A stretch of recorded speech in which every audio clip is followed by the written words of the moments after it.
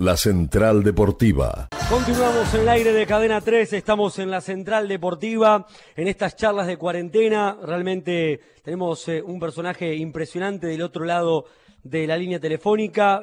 Un gusto, un orgullo poder saludarlo, al hombre que en el mundo ha visto más mundiales que nadie. Realmente un mérito tremendo. El señor Enrique Macaya Márquez. Bienvenido, Enrique querido, un gusto en saludarlo. Nicolás May, Emiliano Guardia, Facundo Novillo por Cadena 3. ¿Cómo le va? Buenas tardes. Muy bien, muy buenas tardes para todos, un abrazo. Muchísimas gracias por atendernos, Enrique. ¿Cómo andamos con esta cuarentena, con esta pandemia? Y mal, porque veo que se presenta la incertidumbre permanentemente, hay dudas, más allá de las declaraciones, de los proyectos, de los planes, uno se da cuenta que hay enormes dificultades para que la idea se vaya redondeando a favor.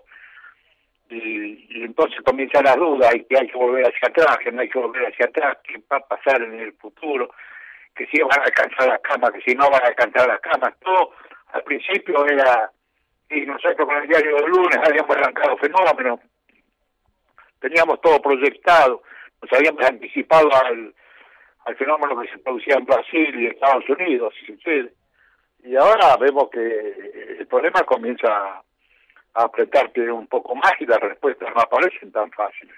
Y eso me preocupa más allá de la ola de violencia que hay, ¿no? Totalmente. Hablemos un poquito de fútbol, que usted tanto sabe y que ha podido observar desde los mejores jugadores del mundo, no solamente argentinos, sino distribuidos en todo el planeta, a mundiales y demás. Enrique, ¿cómo nace esta profesión, esta vocación de ser periodista? Por el fútbol, porque realmente, si bien yo desde mi padre trabajaba en el diario El Mundo de la empresa editorial Jaime, que fue la dueña de la radio, de Radio El Mundo, y bueno, yo a los 15 años ya comencé a trabajar en la radio y continué con mis estudios secundarios a la noche, y ya me empecé a mezclar con los periodistas deportivos de la emisora, pero porque me gustaba el fútbol, no era que a mí me gustaba el periodismo. Si yo quiero tener un programa, yo quiero tener una audición, yo quiero escribir. No, después eso se fue dando. Pero mi pasión verdadera era los fenómenos del fútbol, ¿no? Que para todo el mundo era un juego y no tenía, y hoy sigue siendo, y no tiene mayor importancia hacer un análisis un poco más profundo. Y sin embargo a mí me interesa eso, ¿no? Buenas tardes, Enrique. El Facundo Novillo lo saluda. Hola, viejo. Un placer. Enrique, si no tengo mal el dato, en sus inicios, uno de sus primeros partidos como comentarista fue un Quilmes Colón. ¿Qué recuerdos tiene de esa transmisión? Seguramente nervios, ansiedad, un poco de todo, seguramente, ¿no? Claro, ¿qué te parece? Yo no lo podía creer. Además, era la época en que yo, por ejemplo, yo era administrativo en la radio. Aparte hacía periodísticos y colaboraba en programas periodísticos deportivos. Y dice, que era el responsable de las transmisiones, me dice, Enrique, tiene que venir a dar una mano. Digo, sí, no hay problema, se lo va a contar, porque era Roberto Cherro. Roberto Cherro fue un exjugador de Boca, famoso exjugador de Boca, que era el comentarista y bueno, no podía ir y había un problema y bueno, lo reemplacé yo. Yo en ese momento también hacía una coordinación, como si fuera la producción de las transmisiones de Colón y de Unión a Santa Fe. Y escucharon y me dijeron, bueno, el próximo comentarista tiene que ser usted. Que la producción y póngase a comentar. Y bueno, y ahí fui arrancando con la gente del ET9 y la dimos para adelante. Estamos hablando más o menos de qué años. Estamos hablando en el 60 y moneda.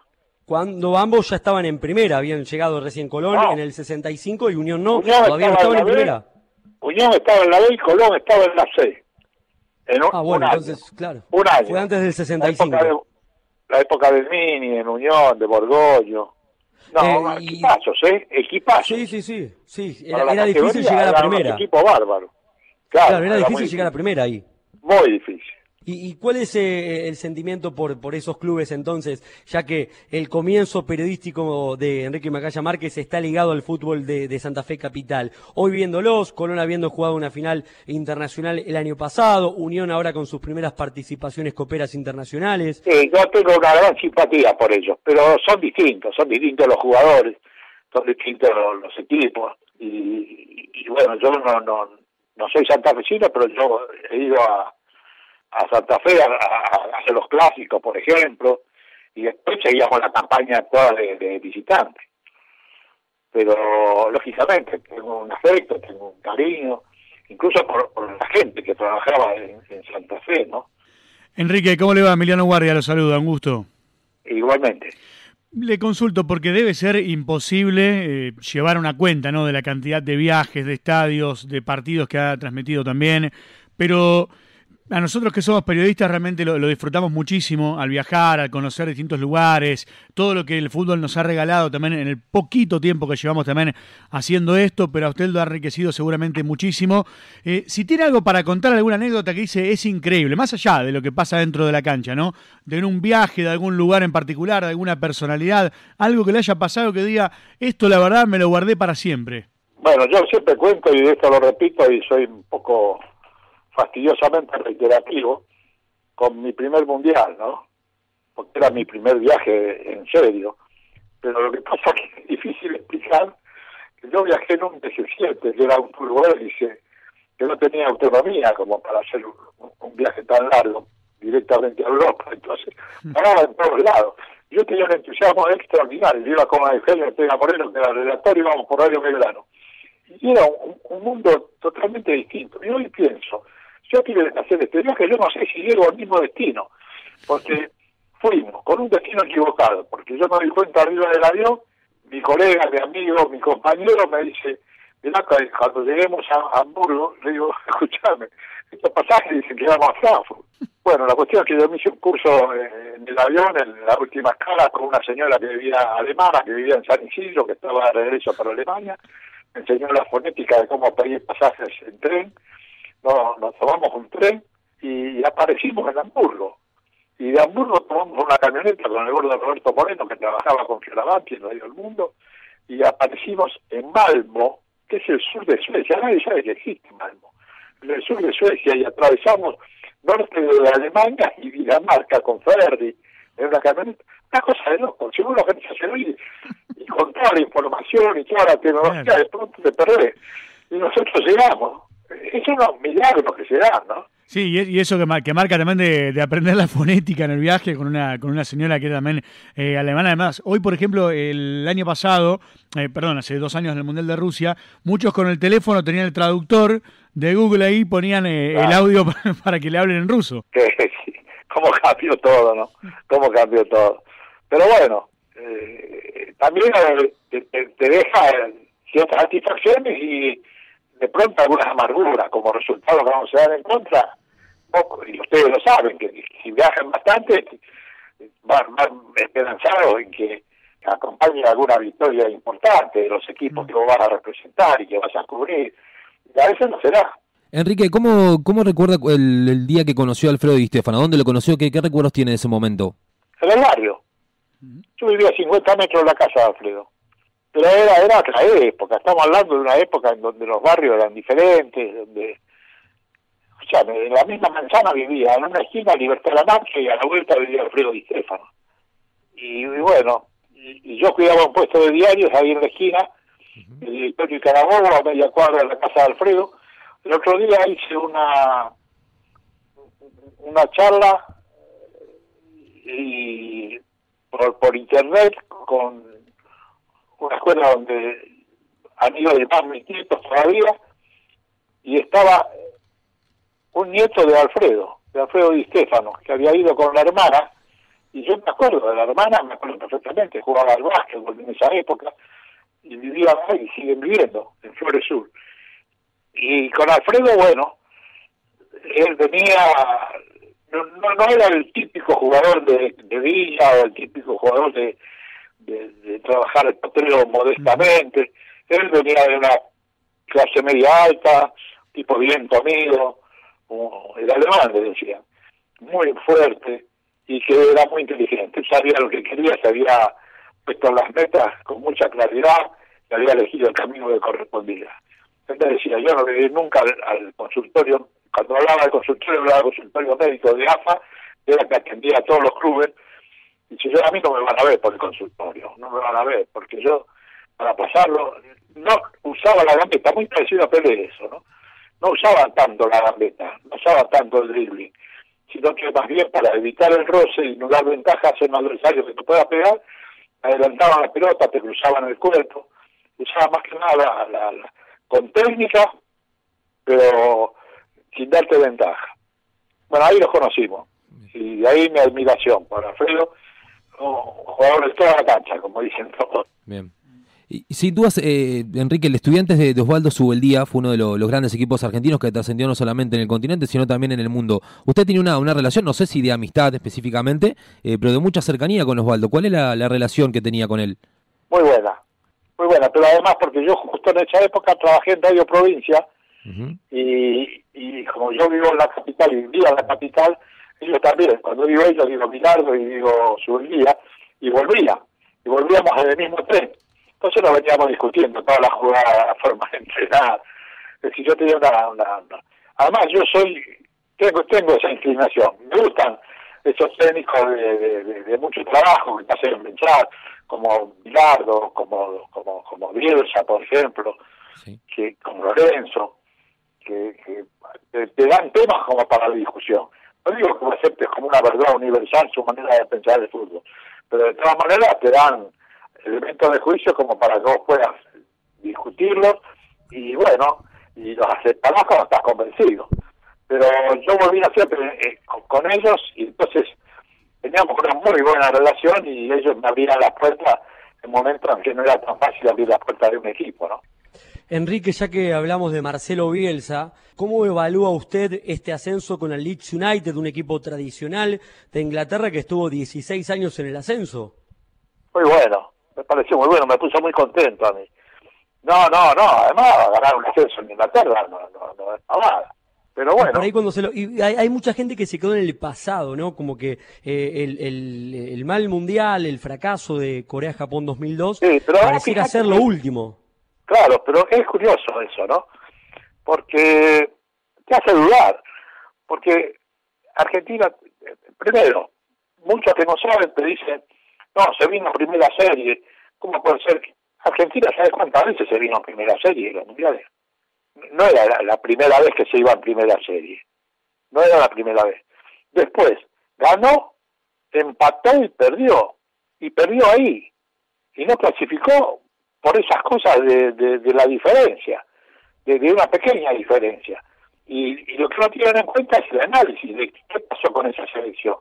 Los jugadores europeos en ese campeonato del mundo anduvieron muy mal.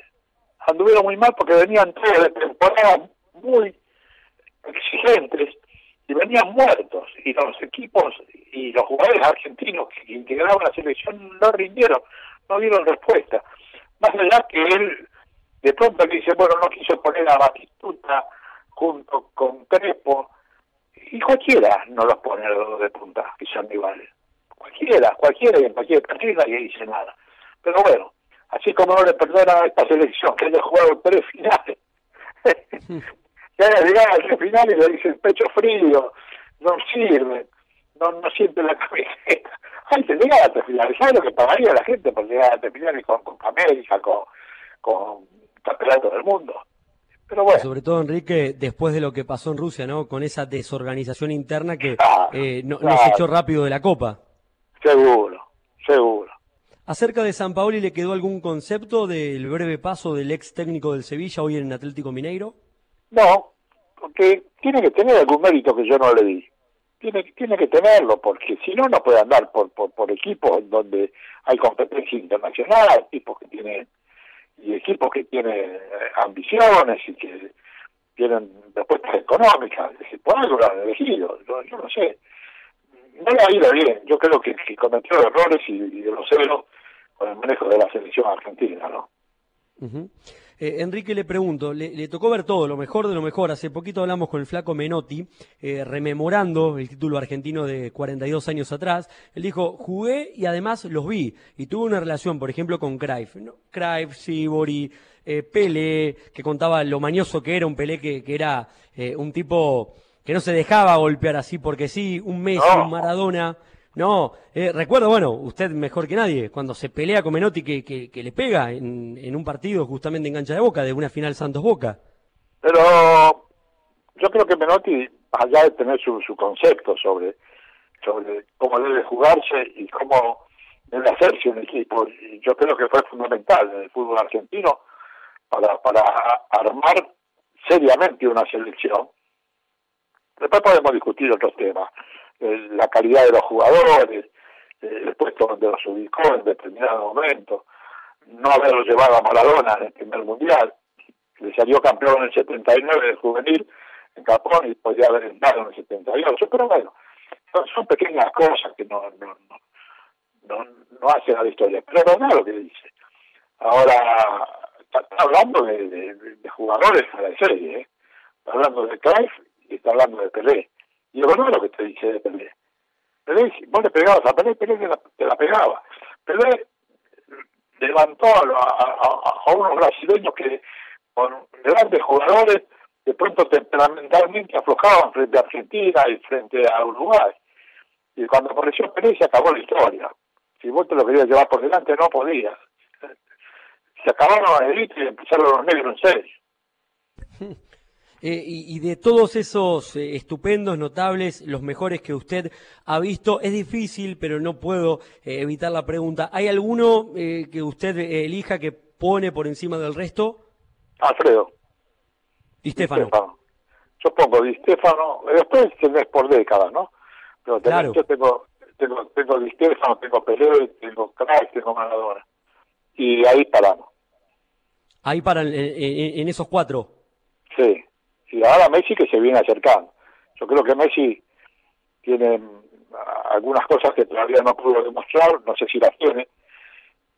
Y el otro día estaba observando con atención y me parece que fue de todos el que mejor pateó el tiro libre. Messi, una de las cosas que mejor hace es patear tiro libre. Lo perfeccionó. Un fenómeno. Pero no entra en el podio de los elegidos. O sea, usted dice, quizás tiene cosas que él no tiene, pero ¿qué cosas? Tiene previa la materia de liderazgo. Se toma descanso, desaparece el partido.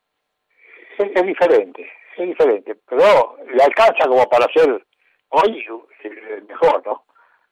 Enrique, ¿qué opinión le merece el paso de César Luis Menotti, nada más y nada menos por la selección? No solamente por lo que logró el Mundial del 78, sino por toda la revolución previa, la importancia que le dio al seleccionado argentino. Fue muy bueno, yo creo que fue el que primero calzó como corresponde una selección. Bajo los europeos a jugar acá. También que lo apoyaron y les interesaba apoyarlo, pero bueno, más allá de eso, él tuvo las ideas y las llevó a cabo. Y hizo giras. Y más allá que yo de pronto podía estar o no de acuerdo en uno u otro jugador, de todas formas, él no eligió tan mal que digamos, ¿no?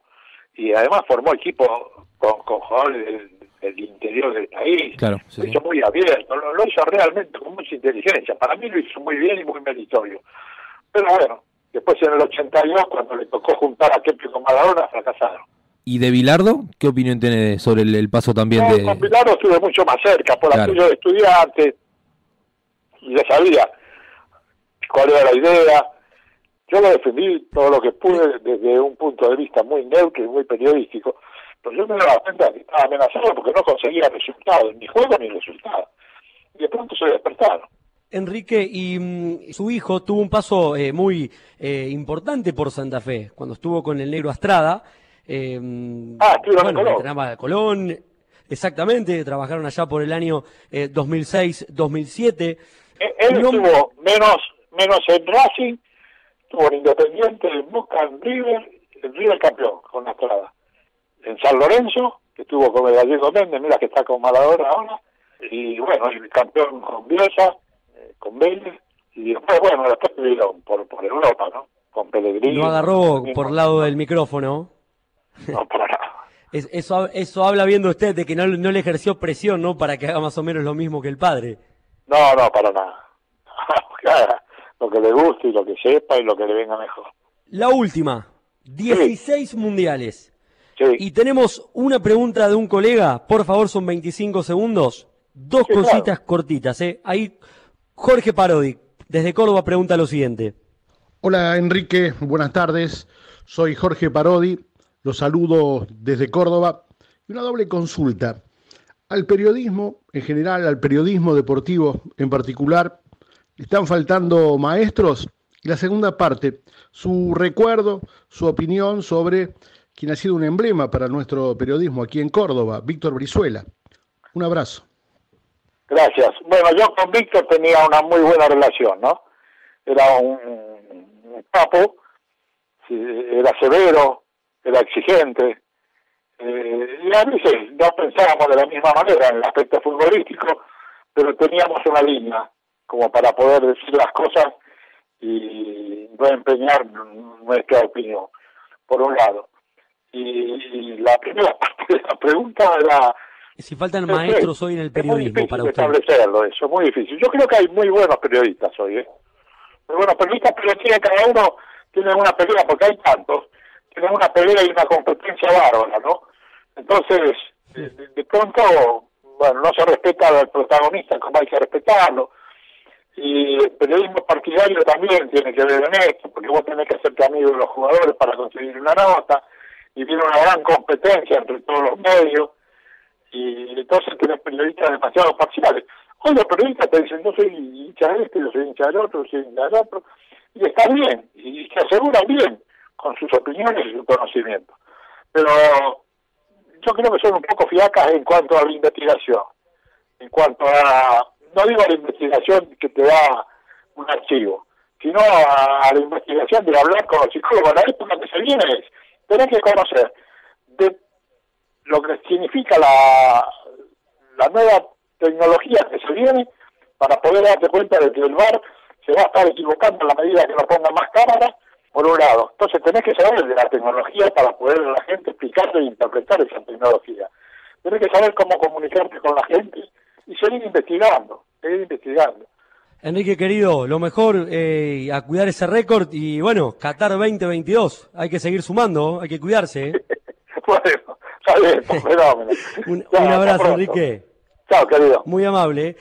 Hasta luego. Enrique Macaya Márquez, señoras y señores, el hombre que más mundiales ha observado en el mundo. Son 16, todo un récord, ha pasado por los micrófonos de Cadena 3 aquí en la Central Deportiva. La Central Deportiva.